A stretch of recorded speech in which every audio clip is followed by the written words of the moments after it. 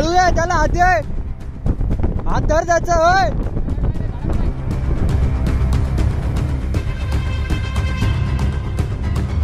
नाशिकच्या चांभारलेणी डोंगरावर ट्रेकिंगसाठी गेलेले दोघे जण अडकल्याचा प्रकार आज सकाळच्या सुमारास घडला.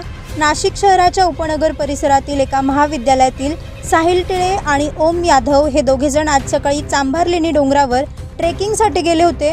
मात्र ट्रेकिंग करत असताना ते चुकून एका टेकडीवर गेल्यानं त्यांना काही सूचनासे झाले. यावेळी आपण भरकटलो असल्याचं त्यांच्या लक्षात येताच त्यांनी याबाबत तात्काळ आपल्या मोबाईलवरून अग्निशमन दलाला घटनेची माहिती दिली. अग्निशमन दलाच्या जवानांनी त्यांनी चांभारलेणी येथे जात दोरीच्या साहाय्याने रेस्क्यू करून या दोघा ट्रेकरला सुखरूप टेकडीवरून खाली आणले.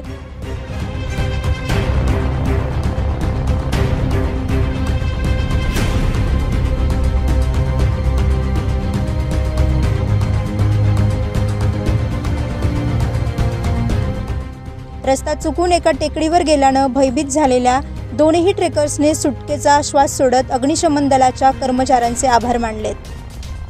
9 न्यूज महाराष्ट्र ब्युरो, नाशिक.